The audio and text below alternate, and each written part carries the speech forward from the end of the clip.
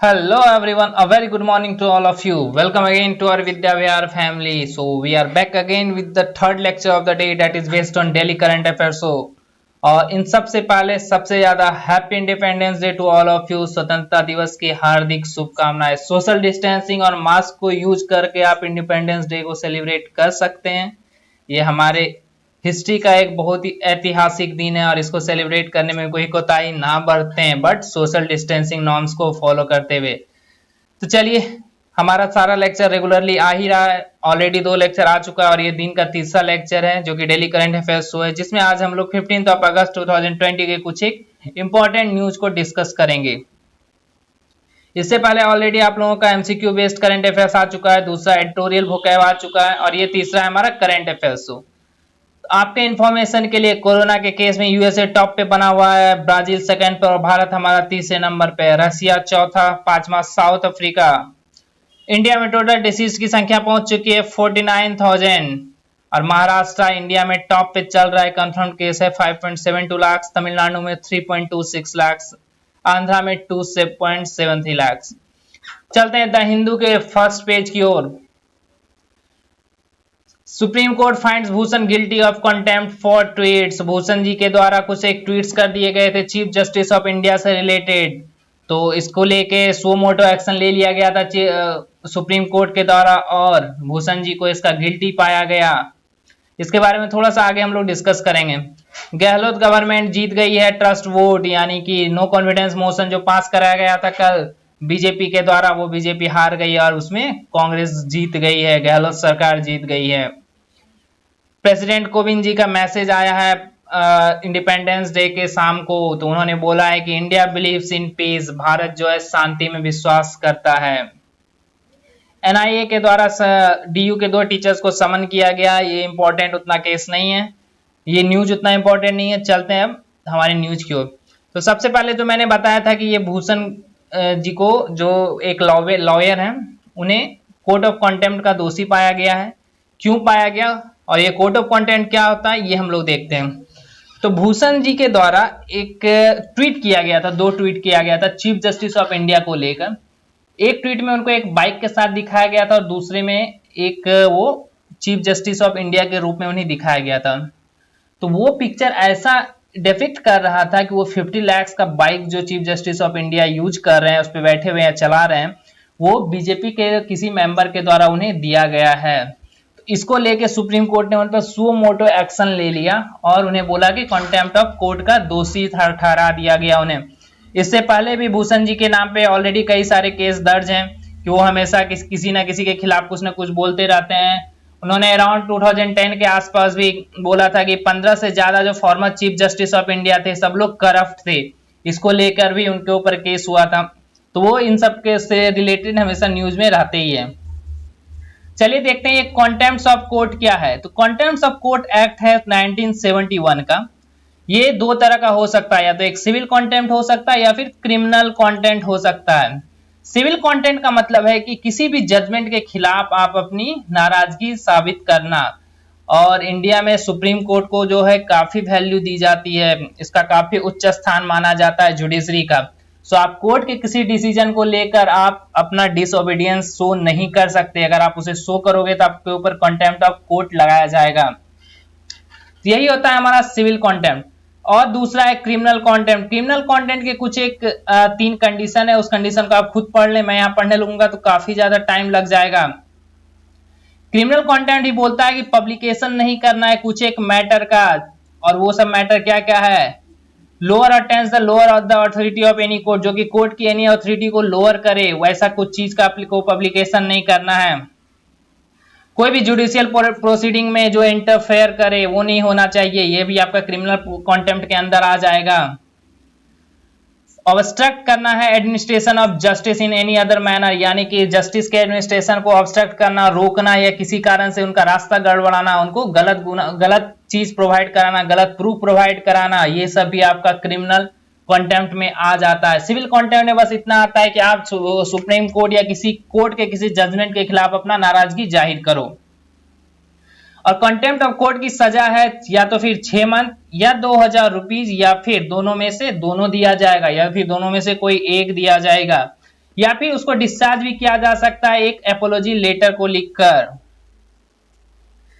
ये काफी अच्छा न्यूज है कि India hails UAE Israel pact reiterates Palestine cause, यानी कि यूएई और इजराइल के बीच पैक्ट साइन कर लिया गया है, शांति समझौता साइन कर लिया गया है। और यूएई ये पहली गल्फ कंट्री बनी है जिसने इजराइल के साथ कोई पीस एकॉर्ड साइन किया है, और उस एकॉर्ड का नाम है हमारा अब्राहम एकॉर्ड। ये काफी इंपॉर्टेंट न्यूज है, काफी काफी काफी वीवीआई न्यूज इसको आप बोल सकते हो। और इस एकॉर्ड में यूएई और इजराइल के बीच में जो था एक आप मॉडरेटर का जो काम कर रहा था वो था यूएसए, डोनाल्ड ट्रंप।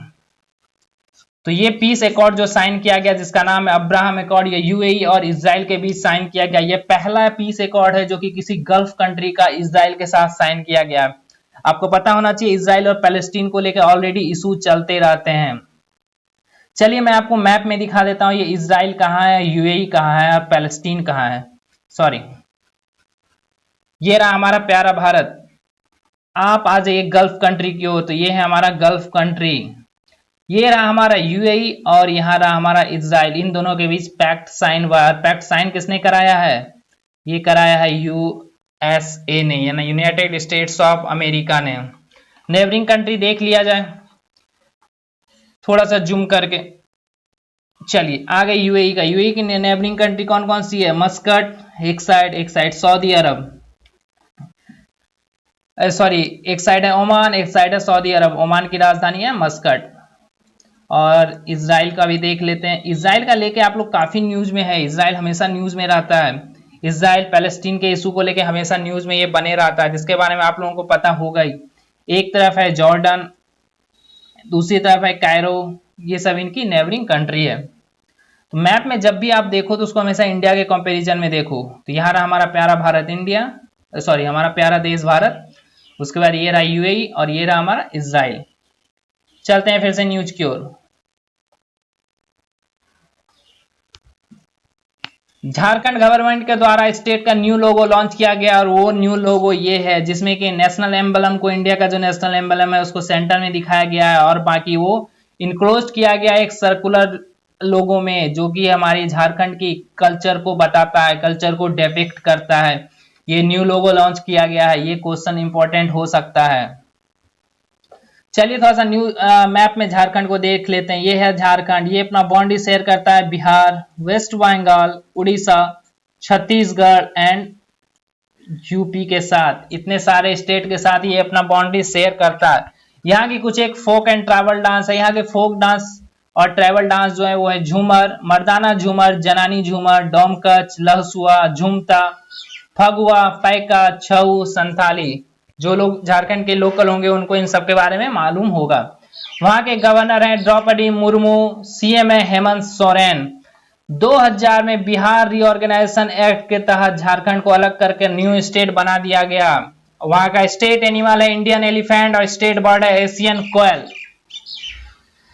यह भी काफी अच्छा न्यूज है कि RBI to transfer ₹57,128 crore surplus to centre for financial year 2020, यानी कि फाइनेंशियल ईयर 2020-21 के लिए आरबीआई के द्वारा 57,128 करोड़ रुपया as a surplus central government को ट्रांसफर किया गया। यही इशू के कारण उर्जित पटेल जी के द्वारा आरबीआई के गवर्नर पोस्ट से इस्तीफा दे दिया गया था कि वो सरप्लस को ट्रांसफर करने के लिए तैयार नहीं थे हर साल। बट अब फाइनली शक्तिकांत दास जब से गवर्नर बने तब से देखा जा रहा है कि बार बार आरबीआई अपने सरप्लस को ट्रांसफर कर रही है सेंट्रल गवर्नमेंट को। चलिए जान लेते हैं आरबीआई के बारे में। यहाँ पे थोड़ा सा आप बस ये जानकारी रखिएगा कि कितना सरप्लस को ट्रांसफर किया गया और किस फाइनेंशियल ईयर के लिए किया गया है। सॉरी, ये फाइनेंशियल ईयर के लिए किया गया है, 2019-20 फाइनेंशियल ईयर के लिए ट्रांसफर किया गया है। सॉरी मैंने गलती से 2020-21 बोल दिया था। ठीक है, आरबीआई के बारे में थोड़ा सा डिटेल्स देख लेते हैं। ये सेंट्रल बैंक ऑफ इंडिया है जो कि सप्लाई ऑफ इंडियन रुपीज को कंट्रोल करती है, उससे जितना रिलेटेड इशू होता है वो कंट्रोल करती है। मैंने कुछ दिन पहले बताया था monetary policy committee. Monetary policy committee में 6 मेंबर होते हैं, 6 में से 3 आरबीआई के और 3 सेंट्रल गवर्नमेंट के। इसको हेड किया जाता है आरबीआई के गवर्नर के द्वारा। तो मॉनेटरी पॉलिसी को भी कंट्रोल कौन करता है? वो आरबीआई ही कंट्रोल करता है। और आरबीआई का एस्टेब्लिशमेंट कब हुआ था? 1 अप्रैल 1935 को, जो कि 85 साल अराउंड पहले हुआ था। अभी इसके गवर्नर है शक्तिकांत दास। इसका हेडक्वार्टर है मुंबई महाराष्ट्र इंडिया में। ये है इसका लोगो, आरबीआई का लोगो ये है।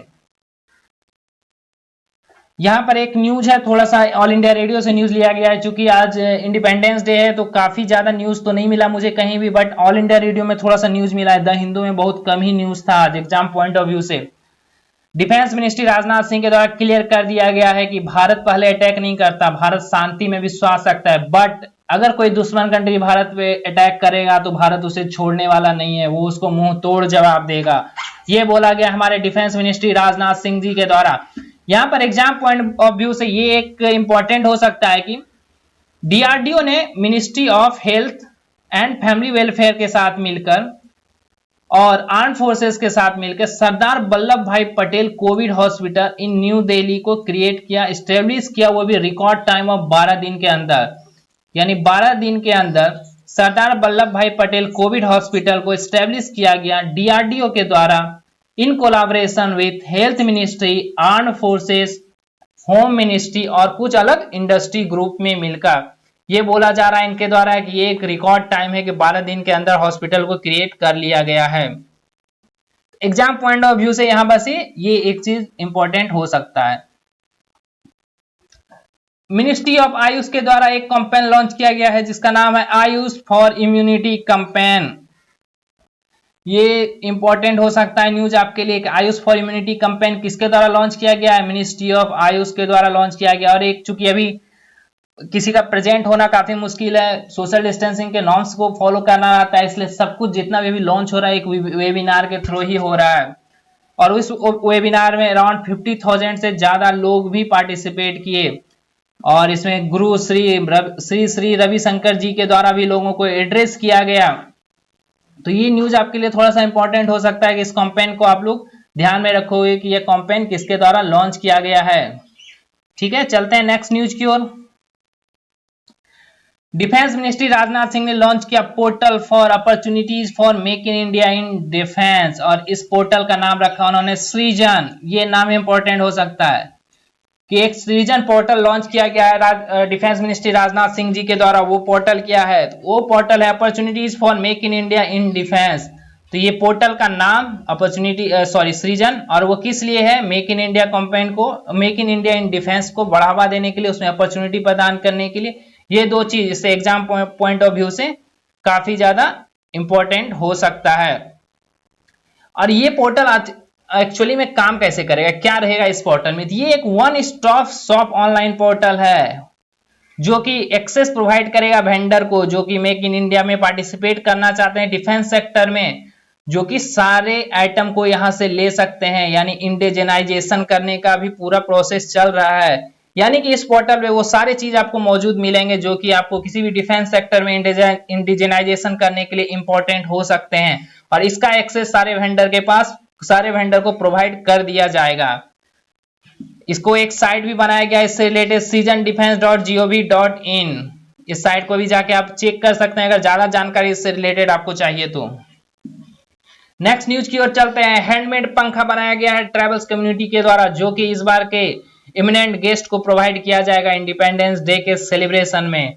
और ये पंखा कहां से भेजा गया है? राजस्थान, उड़ीसा, वेस्ट बंगाल, बिहार, गुजरात एंड झारखंड के ट्राइबल ग्रुप के द्वारा भेजा गया है। ये पंखा इको फ्रेंडली है, पॉल्यूशन नहीं फैलाएंगे, प्लास्टिक से बने हुए नहीं रहते। और साथ ही साथ ये पंखा को इसलिए भी प्रोवाइड कराया जा रहा है इमिनेंट गेस्ट को क्योंकि जो कि इंडिया में मेड इन इंडिया के सामान को एक तो बढ़ावा देना, ऊपर से ट्राइबल इंडिया के रिटेल आउटलेट को पूरे कंट्री में बताना कि ट्राइबल ग्रुप के द्वारा क्या क्या चीज बनाया जाता है, उसको लोग खरीद सकते हैं। और इसको ई कॉमर्स प्लेटफॉर्म पे भी लॉन्च करना, ये इसका मेन उद्देश्य हो सकता है। चलते हैं अपने नेक्स्ट न्यूज की ओर। मेगा ब्लड डोनेशन कैंप को इनॉग्रेट किया गया हेल्थ मिनिस्टर जी के द्वारा। वो कहाँ किया गया? एम्स दिल्ली में इनॉग्रेट किया गया। उनके द्वारा फेलिसिटेट भी किया गया कोरोना वॉरियर्स को, और वैसे कोरोना वॉरियर्स के फैमिली को जिन लोगों ने अपने घर के चिराग को खो दिया, यानी जिन कोरोना वॉरियर का लाइफ लॉस्ट हो गया है कोविड-19 से लड़ते लड़ते, उन लोगों के फैमिली मेंबर को भी फेलिसिटेट किया गया। और ये मेगा ब्लड डोनेशन कैंप उन्होंने डेडिकेट किया है उन्हीं कोरोना वॉरियर्स को। उन्होंने साथ ही साथ जो भी ब्लड डोनर्स थे उन्हें सर्टिफिकेट भी प्रदान की है। ये डब्ल्यूएचओ की तरफ से एक न्यूज है कि डब्ल्यूएचओ ने एडवाइस किया है 140 टेस्ट पर डे पर मिलियन पॉपुलेशन, यानी पर मिलियन पॉपुलेशन पे 140 टेस्ट पर दिन होना चाहिए। ये हेल्थ मिनिस्ट्री द्वारा बोला गया है कि डब्ल्यूएचओ के द्वारा ऐसा एडवाइस किया गया है। तो डब्ल्यूएचओ जब न्यूज में आ गया, थोड़ा सा देख लेते हैं डब्ल्यूएचओ क्या है। एक specialised agency of United Nation है जो कि इंटरनेशनल पब्लिक हेल्थ को लेकर रिस्पॉन्सिबल है। इसका मेन ऑब्जेक्टिव है the attainment by all peoples of the highest possible level of health, यानी सभी को स्वास्थ्य रिलेटेड जानकारी मिले, सभी को हेल्थ को लेके अटेनमेंट मिले। ये है इसका मेन ऑब्जेक्टिव, मतलब किसी को भी किसी बीमारी से किसी की जान ना जाए। जैसे कोरोना वायरस सबसे पहले फैला तो ये डब्ल्यूएचओ का काम है कि वर्ल्ड को बताए कि चाइना में कोरोना वायरस फैल चुका है, क्या क्या तैयारी करना चाहिए, कैसे आप उससे बच सकते हो, ये सब बताना आपका डब्ल्यूएचओ का मेन काम है। और इसका हेडक्वार्टर है जेनेवा स्विट्जरलैंड में। चलिए थोड़ा सा देख लेते हैं डब्ल्यूएचओ का एस्टेब्लिशमेंट कब किया गया था। 7 अप्रैल 1948 को। इसका हेडक्वार्टर है जेनेवा स्विट्जरलैंड में। उसका डायरेक्टर जनरल है टेड्रोस एडनॉन। ये सब कुछ एक चीज आप याद रख सकते हैं एग्जाम पॉइंट ऑफ व्यू से। ये वही मैंने फर्स्ट पेज पे न्यूज डिस्कस किया था कि ट्रंप ने भी अनाउंस किया है historic peace deal between USA and Israel. UAE and Israel के बीच का जो पीस डील है उसको यूएसए के प्रेसिडेंट डोनाल्ड ट्रंप ने भी अनाउंस किया है।